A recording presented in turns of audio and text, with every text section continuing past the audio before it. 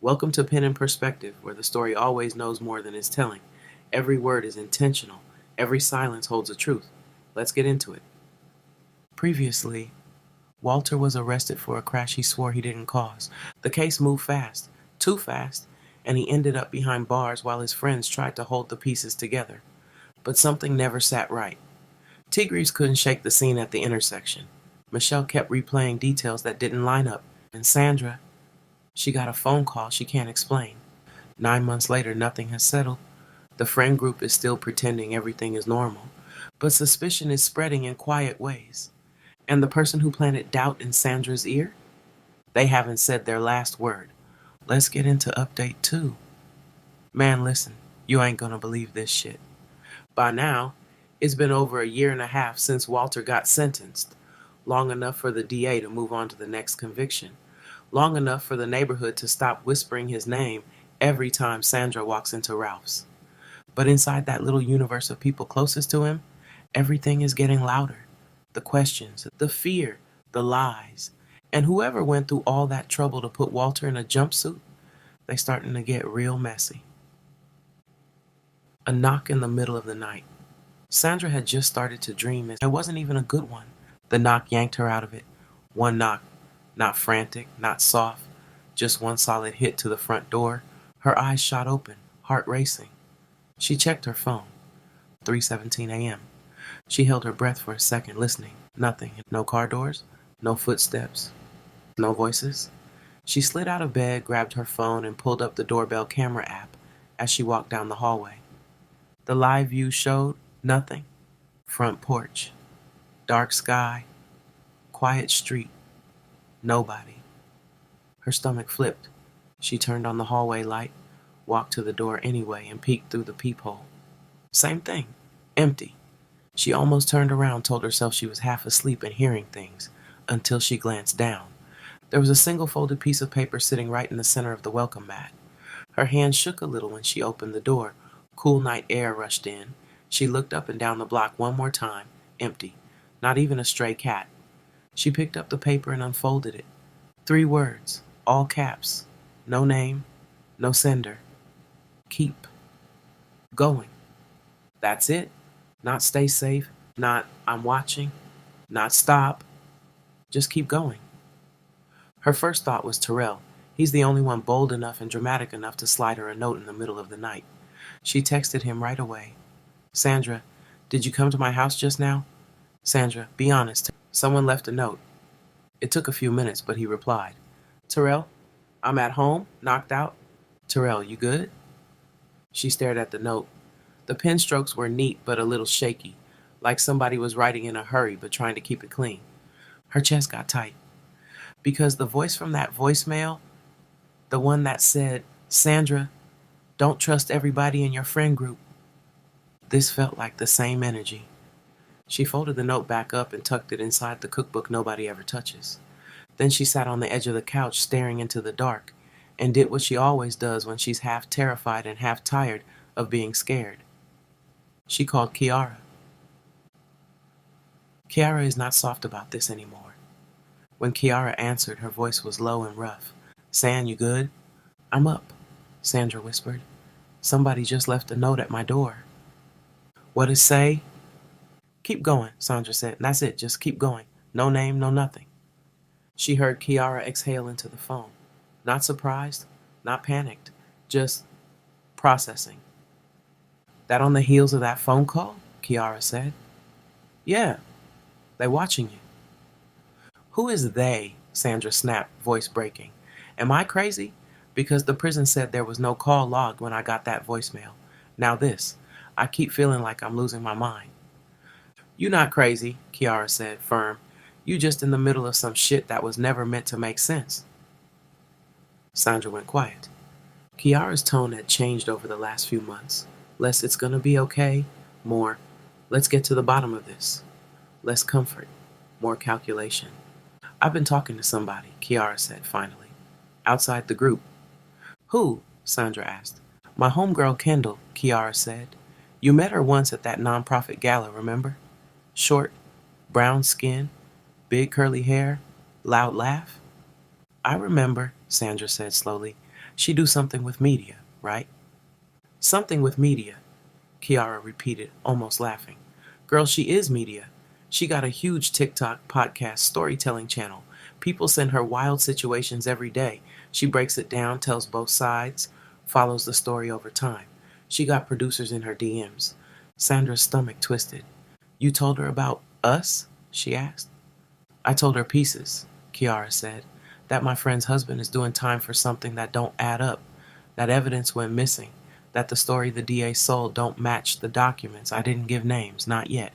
Kiara, I'm not blowing up your life without you saying it's okay first, Kiara answered quickly. I'm telling you because whatever this is, it already crossed the line. That note isn't random. That call wasn't random. Somebody is scared of the truth coming out. That means there's truth to dig up. Sandra pressed her thumb into the couch cushion to keep from crying again. You really think going public is the answer, she whispered, putting my business out like that. I think keeping it all quiet is exactly how they got away with it the first time, Kiara said. But I won't move unless you say go. Until then, me and Kendall are just getting ready. That's it. Sandra didn't answer right away, but a part of her, the part that's been carrying everything and trying not to collapse, felt just a tiny bit lighter knowing somebody else was taking it personal. Don't tell nobody else about the note, Kiara added. Not yet. Let 'em think the only ones really paying attention are you and Terrell. That's safer. You don't believe that, Sandra said softly. You right, Kiara said, but it keep them comfortable. Comfortable people make sloppy mistakes. Michelle's life looks normal on paper. School drop-offs, candle orders, PTA emails, grocery runs. But lately, she's felt something she can't explain, like the air around her is heavier than it used to be, like she's trying to move through water instead of air. They were in Kiara's kitchen helping prep food for Sunday dinner. Michelle kept glancing at the back window. You keep looking outside, Kiara said finally, sliding a tray into the oven. You expecting somebody? Michelle hesitated. I don't know, Kai. It might just be my nerves, but it don't feel right. Kiara wiped her hands on a towel and leaned on the counter, studying her. The kind of energy we're moving through right now, you don't ignore your gut, you document it, we gonna start there. Document it how? Michelle asked. Time, place, what you saw, how it made you feel, any patterns? Kiara said like she was reading from a checklist. Don't post nothing, don't confront nobody, don't tell the group yet. Just keep your receipts. Michelle exhaled slowly. You not scared? She asked. Oh, I'm scared, Kiara said. I'm just not helpless. That's the difference. T. Greaves knows this ain't random. T went to see Marcus. He caught him at one of the community centers he funds, leaning on a folding table while kids ran around the gym behind him. You look pissed, Marcus said before T even spoke. I am, T answered. And I know you busy, but we got a problem connected to that Marshall case. Marcus's jaw flexed just a little when he heard Walter's name.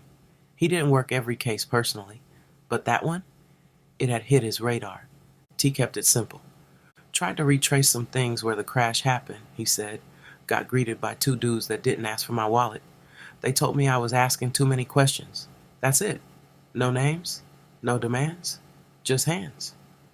You get a plate? Marcus asked. Nah, T said. That's the thing. No tags, no phones out. They came to make a point, not to be remembered. Marcus rubbed his beard, eyes narrowed. Okay, he said slowly. So somebody either very nervous or very arrogant. Or both, T muttered. The night Brian got touched. Brian liked to think he was the good guy of the messy folks. He didn't put hands on nobody. He paid his staff well. He did charity auctions, donated work to silent fundraisers, put community in his bio. But his money, his access, his comfort, some of that was sitting on Walter's back, and he knew it. He just didn't look at it too long. The night it happened, he just wrapped an exhibit preview at his gallery in Mid-City. Nice crowd, good press. A couple of B celebrities came through and took pictures in front of the art like they actually cared. He stayed late as usual, counted receipts, did a quick walkthrough, locked up. The parking lot behind the building was mostly empty, one street lamp out. Air cool. He hit his key fob listening for the chirp. Didn't even hear footsteps, just impact. Something crashed into the side of his ribs so hard he saw white. He stumbled, tried to turn, and a fist connected with his jaw. It wasn't sloppy. It wasn't wild. It was steady, controlled. He dropped to one knee, hand slipping on the rough concrete.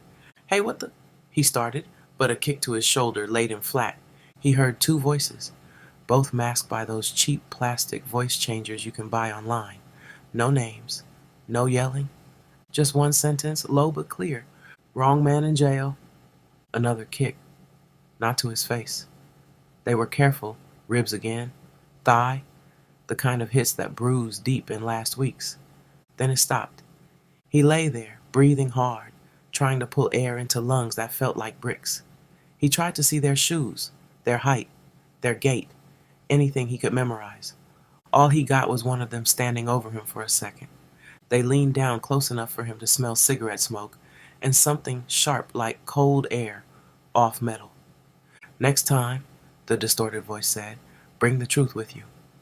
Then, just like that, they were gone. No wallets taken, no phones snatched, no, "This is for so-and-so." Just a beating and a message. He stayed on the ground a full minute before he tried to move. Pain shot through his side. He hissed, grabbed the car door handle, and dragged himself up enough to sit in the driver's seat. He slammed the door shut and locked it, chest heaving. That's when he saw her. At the edge of the lot, under the one working street light, a girl in a red Ralph's polo and black work pants stood perfectly still, neat straight back braids, hands at her sides, like she'd just finished a shift and stopped for air, like she'd been there the whole time. Brian's heart kicked hard. She wasn't looking at her phone. She wasn't digging in a bag. She was looking directly at him. For half a second, their eyes locked. She tilted her head just a little, the way a kid does when they're trying to figure out if you're playing or serious. Except her face wasn't curious. It was sad, almost disappointed. He blinked, his vision blurred from the pain, and when he cleared his eyes, she was gone. No footsteps, no door closing, no car pulling off, just empty asphalt and that one street light humming. He told himself he was seeing things, that he was concussed, that the stress, the guilt, the whispers from Sandra's story about somebody calling her in the middle of the night was bleeding into his mind. But when he finally made it home, gingerly changing his shirt in the bathroom, he caught a glimpse of himself in the mirror. The bruises were already coming up ugly, and for the first time since the accident, he said it out loud, barely above a whisper. "This is about Walter." The next time the group gathered, it was at Michelle's place. Casual, supposed to be, snacks on the coffee table, kids in the back room with a movie, grown folks pretending they weren't all carrying a secret they couldn't name. Brian walked in late.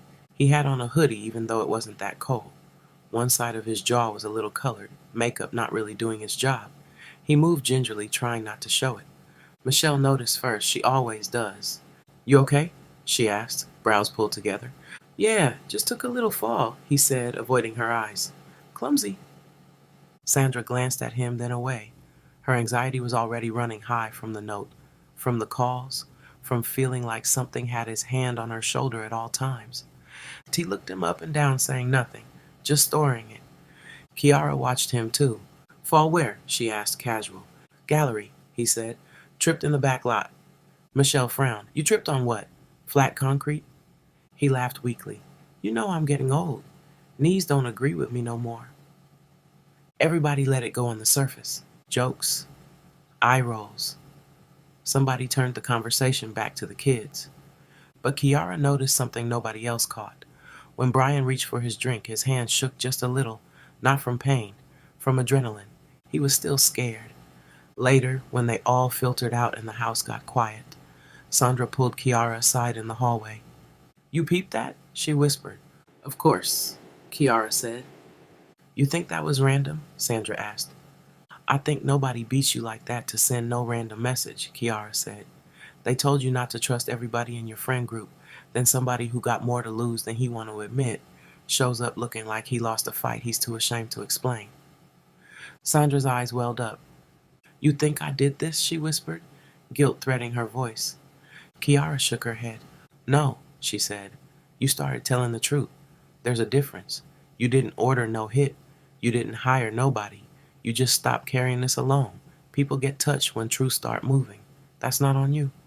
You ordered it? Sandra whispered even lower. Say it straight. I don't want to be guessing with you. Kiara looked her in the face, steady, calm. I'm not answering that, she said softly. Not because I'm playing with you, but because the less you know in detail, the safer you are if this blows up. Sandra swallowed hard, shook her head, wiped her eyes. You changing, Kai, she said. I told you, Kiara replied. This thing turned something on in me I didn't know I had. They broke something. Now I'm using the pieces. She squeezed Sandra's shoulder. Just remember, she added, nobody else needs to know how much I know. Let them keep thinking Michelle is the one who catches everything. Let them keep thinking T is the only one moving in the dark. People don't watch quiet girls who say I'm fine and bring potato salad. Sandra gave a shaky laugh at that, even though none of this was funny. Is Kendall going to do anything? She asked. Not yet, Kiara said. We watching the board. We seeing how they react to pressure. When we go public, it's not going to be off vibes. It's going to be off facts. What if they hurt somebody else? Sandra asked. Kiara's face went a little colder. They already hurt somebody else, she said. His name is Walter. She let that hang between them. Brian went home that night with his sore ribs and his lies about falling. He didn't know that his name was already written down in one of Kendall's drafts, under Person of Interest Inner Circle. He didn't know that Terrell had a new folder labeled Lab Corrections plus Time Discrepancies sitting on his desk. All he knew, as he lay in bed staring at the ceiling, was that somebody out there felt like he was on the wrong side of the story. And they weren't wrong. He was involved, not at the top, not in the planning, but involved enough to carry the kind of guilt that keeps a man up at night. And whoever was watching him, whoever left reminders in bruises and shadows, they weren't subtle about it anymore. Update 3. Here's what's true. Nobody in that friend group is okay, no matter how regular they try to move. Truth is, Normal packed its bag and left the night Walter got sentenced. Tonight just proved it. The call. Brian was sitting on his couch with some peanut butter crunch. His ribs still ached from the beating. His mind still ran circles every time he closed his eyes. He was scrolling on his phone when it buzzed with a call. Reggie. His chest tightened. Reggie never called. He was a voice message and meme type of friend. Brian answered, Yo. On the other end, Reggie sounded like he'd been running. B, he said, breath choppy. You busy? What's up? Brian sat forward. The air in his living room shifted. There was a pause, then, somebody tore my shop up, man. Brian's mouth went dry. What you mean, tore it up? He asked. Like graffiti? Broken window? Nah, Reggie said. His voice cracked. I mean chairs, mirrors, clippers. They came inside. They destroyed everything and left the damn cash.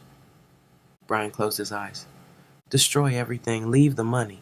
This wasn't random. This sounded like a message. Same kind of message his bruises had spelled across his body a few weeks back.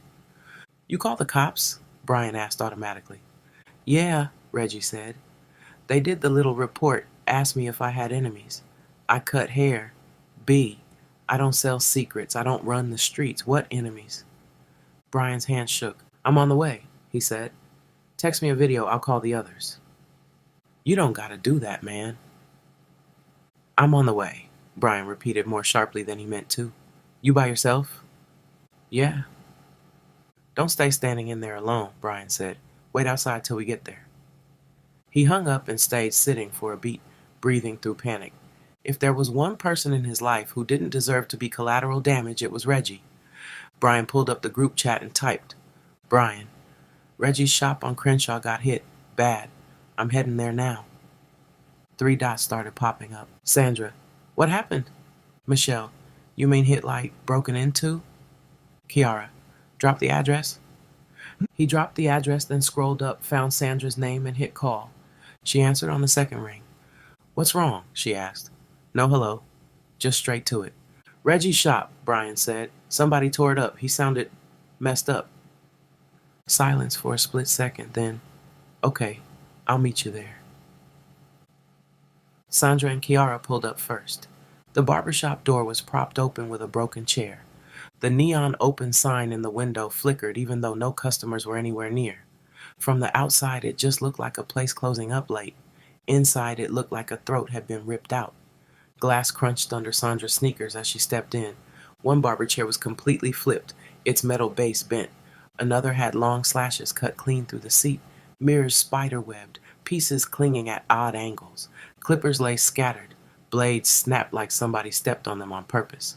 Hair was everywhere, faded lines of somebody's fresh cut from earlier, now mixed with dust and broken plastic. Damn! Kiara breathed, hand over her mouth. Reggie stood in the middle of it all, hands on his hips, eyes red. Hey, Sandra said softly. Reg. He gave them a half smile that didn't reach his eyes. Y'all ain't have to come. Yes, we did, Kiara said immediately. You good? He let out a rough laugh. What you think? Sandra stepped closer, careful where she put her feet. You hurt? She asked. They touch you? Nah, he said. I came in to open and found it like this. Whoever did it came and went while I was asleep like cowards. He shook his head, jaw tight. I got people texting me, he added, asking me if they should start going elsewhere, like I died. Hey, you open? Should we look for another barber? His voice cracked on another. Kiara felt heat rise in her chest. They panicking, she said. They don't know better yet, but you're not done. This ain't the end of your story. He shrugged like he didn't believe her, but appreciated her saying it. Michelle slid in a few moments later, hoodie up, keys still in her hand.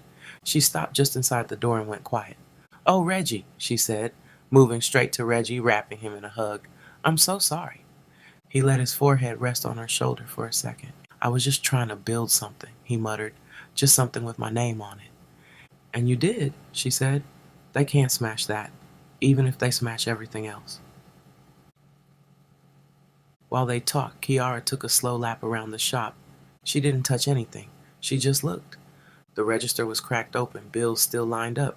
Coins were untouched in the tray. There was a tip jar on the counter with ones and fives still inside. She frowned. They didn't take any money, she said, mostly to herself. That's what I told the cop, Reggie answered, hearing her anyway. He said maybe they got scared off. I said, so they had time to flip my chairs, break my tools, crack my mirrors, and then got shy at the cash register? Kiara snorted. Yeah, she said. That explanation sounds stupid out loud. Michelle's eyes were moving too, taking in the one mirror that wasn't broken, the line of half-destroyed products on the shelf, the fact that every cord on every clipper was cut near the base. This wasn't kids. This wasn't random. This was precision. 15 minutes later, Taylor walked in. She hovered half a step behind him. One hand rested lightly on his arm like support, but her eyes were darting all over the place. Damn, Taylor said finally. Reggie tried to smile. Welcome to my clothes for repairs party. Who would do this? Sandra asked, looking from Reggie to Brian to the floor. If I knew, they wouldn't be breathing long, Reggie said. I got theories, but nothing solid. Brian swallowed. You okay? Sandra asked him quietly, touching his arm. Yeah, he lied too fast. Just messed up, that's all. Kiara watched him. She knew fear when she saw it. This wasn't, my boy's shop got hit and I'm upset, fear. This was, I know exactly what this is really about, fear. Taylor walked toward one of the broken mirrors, staring at her fractured reflection. Who would do this to you? She asked softly, voice shaking just enough to be believable to anyone who didn't know better. Everybody loves you here. Reggie wiped his face with the back of his hand. Apparently everybody is a strong word, he said. Kiara watched the way Taylor's fingers twisted around her own wrist, the way Brian would not look at the register, the way Sandra looked confused and hurt, like the ground kept shifting under her feet and no one would admit they felt it too. T. Greaves. By the time T. Greaves arrived, the shock had settled into a heavy kind of anger. He stepped in, hood up, hands in his pockets, and stopped just inside the door to take the scene in. What they say? He asked Reggie. That it's under investigation, Reggie said, mimicking the officer's tone. Took pictures, asked me if I had any enemies. I told them the only people mad at me is kids whose mamas tell them they can't get designs in their cuts. A couple of people chuckled tiredly. T walked further in, boots crunching glass. He crouched near a pile of broken clipper pieces, turned one over with his knuckles, then stood again. This ain't kids, he said. This is somebody who knows exactly what hurts. He pointed his chin at the register. They wanted you down, he added. Not broke. There's a difference. Reggie blew out a breath. Yeah, feels like it. What about cameras? T asked. You got footage? Reggie shook his head, jaw tight. System went offline around 2 in the morning, he said. That's what the company told me. Some technical issue. Came back on right after. Like it took a coffee break while they tore my life up. T's jaw clenched. He didn't say the words sitting on his tongue, but everybody who watched him could feel them anyway. Same kind of convenient malfunction that follows everything around Walter's case. He turned to Reggie. We gonna help you fix this, T said, but you need to start writing things down. Who got keys? Who knew your hours? Everything? Reggie nodded slowly. That's when Dante finally walked in. Late, hands in his pockets, shirt crisp, watch catching the light. He looked around slow, face unreadable. Not shocked, not devastated. Just calculating. Damn, he said, first word since stepping in. You pissed somebody off, Reg. Reggie huffed. That's what they keep telling me. He studied the damage like it was a case study. They pull any footage? He asked. Reggie shook his head. Cameras went down right before it happened. Dante clicked his tongue. Convenient, he murmured. Sandra looked at him. As the night stretched, conversation softened into practical worries. What are you going to do about appointments? Michelle asked. You got people coming in the morning. Already been getting texts, Reggie said. One mama said, we love you, but I don't know if it's safe for my boys to be in there while you sort this out. His face twisted. I get it, he added, but it still feel like they throwing dirt on my name while I stand here. You're not closed, Kiara said. You just hit a wall. Walls can be rebuilt. Yeah, well, drywall and barber chairs ain't cheap, he muttered. You got insurance, Sandra said. That's gonna help. Reggie sighed. Yeah, adjuster coming in the morning. They gon' lowball. Say some of this is wear and tear or cosmetic damage. You upgraded all this last year, right? Michelle asked, looking at the chairs, the nicer mirrors. Yeah, he said. New chairs, mirrors, waiting area, all that. And you did all that by yourself? That's dedication, she said. He hesitated just a beat. Nah, he said. Taylor helped me get that small business upgrade. The room shifted. Kiara felt, more than heard, Brian tense beside her. Yeah, Reggie went on, oblivious to the change. She came down here on a Saturday, helped me fill out all that paperwork, told me ain't no reason this place can't look like them shops over in Ladera. He smiled at Taylor, gratitude honest. You ain't have to do that for me. Taylor's laugh came out a little high. It wasn't that deep, she said. I just connected you to the program, signed where they needed a name. You did the rest. Either way, Kiara said coolly, whoever did this picked a weird target. Reggie ain't the one who belongs in anybody's crosshairs. Reggie forced another small smile that didn't stay. Tell that to whoever chose violence, he muttered. Right after he said it, there was a knock on the frame of the open door. Everybody turned. 3 men stood outside, each with something in hand. They stepped inside like they'd been here before. Reggie frowned. Can I help y'all? The one with the vacuums nodded at him. You Reggie? He asked. Yeah, Reggie said slowly.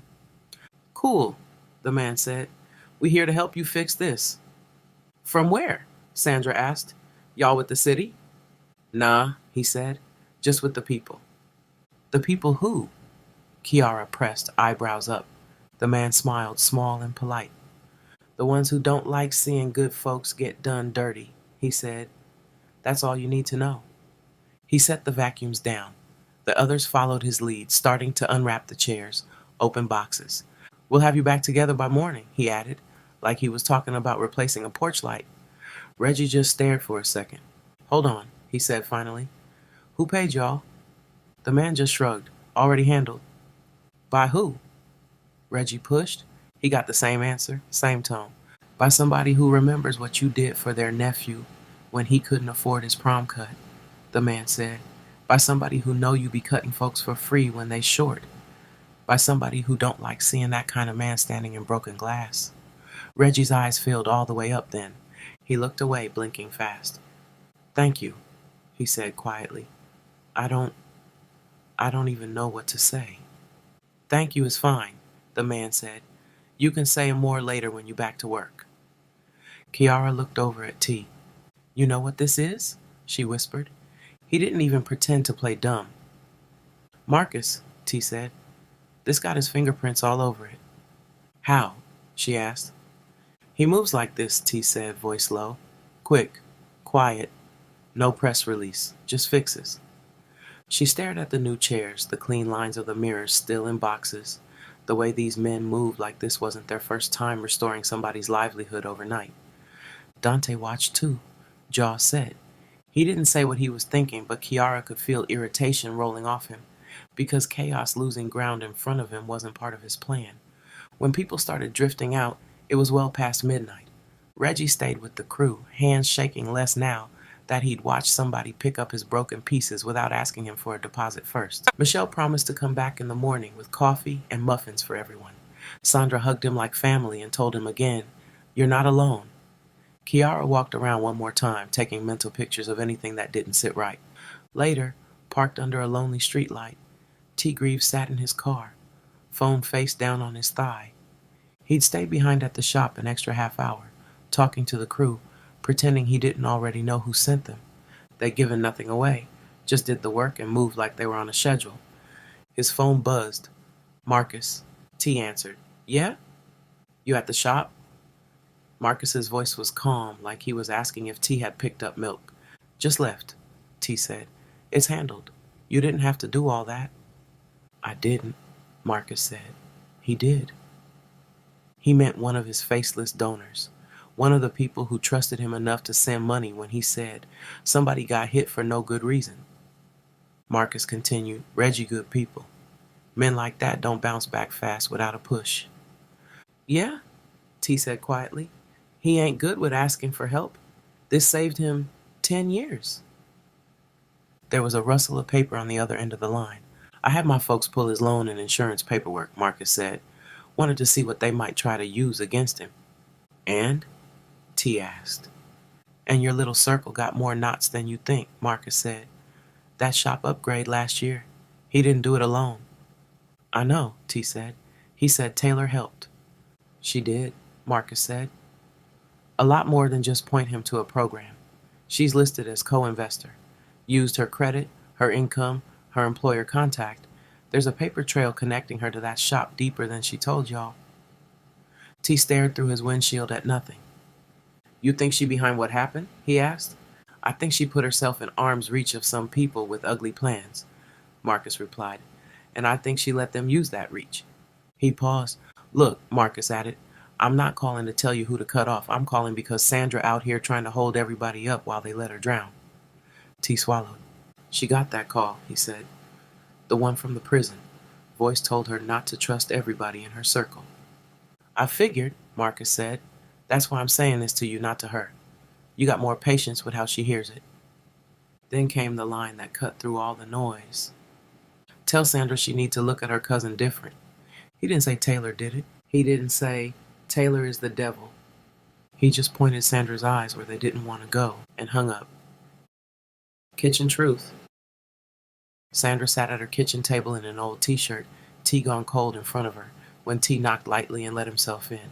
You good to talk? He asked, standing in the doorway. I'm already up and thinking, she said. Might as well add actual words. He sat across from her. Her face looked tired, not just from the night, but from all the nights stacked before it. Whatever it is, she said, don't drag it out, just say it. He nodded once. I talked to Marcus, he said. He pulled Reggie's files, insurance, loan, the works. She frowned. Why is Marcus even in that? Because somebody tore up a black man's business for no reason, T said. That's enough for him. She nodded slowly, waited. He confirmed what Reggie said. T continued. Taylor's more than just a connect. She signed on as co-investor, used her name, her paperwork. She tied to that shop legally, not just socially. Sandra stared at him. That's not a crime, she said. We've been doing business with family forever. It's not the investment, T said carefully. It's the way she never mentioned it until he had to say her name out loud. It's the way she went quiet when those chairs was flipped and those mirrors were broken.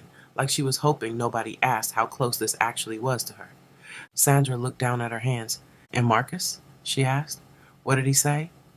T hesitated, then gave it to her straight. "He said you need to look at your cousin different." The words landed like a weight between them. Sandra laughed, but it came out rough. "I've been trying not to," she said, trying not to count how many times she told me to let it go, how she always changed the subject when I mentioned that something didn't add up with Walter's case, how she said, "You don't want to dig too deep, it'll swallow you." Her eyes watered. "You think she did this?" she whispered. "Like, to Reggie? To Walter?" T shook his head slowly. "I think she said yes to something she should have fled from," he said. "I think she let somebody use her for access, for connections, for signatures. I don't know exactly where her line is in all of it. But I know this, she ain't innocent. Not in the way you've been trying to hold her." Sandra stared at the wall, jaw clenched. "That voice on the phone," she said quietly. "It said, 'Everybody in your friend group ain't your friend.' I've been trying to make that mean anybody but my blood." She snorted, wiped a tear away with the heel of her hand. "Here's what's true, San," T said gently. "You've been feeling this. Your body been telling you for months. All I'm doing is putting a name on the feeling." She looked back at him. "What am I supposed to do?" she asked. "Show up at family dinner and interrogate her? Cut her off cold and let everybody say I'm being dramatic?" "I can't answer that for you," he said. "All I'll say is this. Stop giving more grace to people who sat quiet than you gave to yourself when you blamed you for not saving Walter." She swallowed hard. "I hate this," she said. "I know," he replied. They sat in silence for a long moment.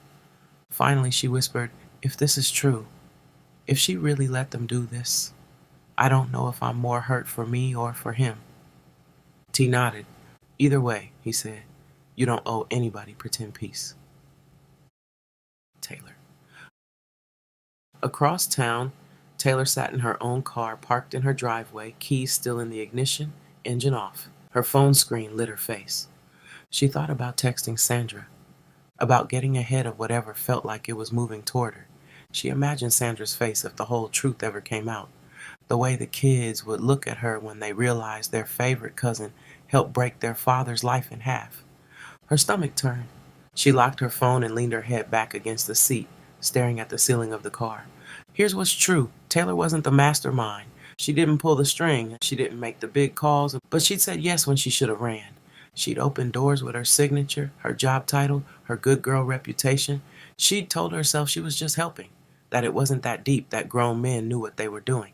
Now a barbershop was destroyed. A man she loved like a brother was in prison. And somebody out there had decided her name was finally ready to be underlined. Somebody out there felt like she was standing on the wrong side of the story. And they weren't wrong about that. They just weren't subtle anymore. And that's where we'll stop for now. Because if you think this friend group is unraveling already, trust me, we are nowhere near the bottom yet. Take a breath, gather yourself, and meet me in the next one. That's where the real truth starts swinging.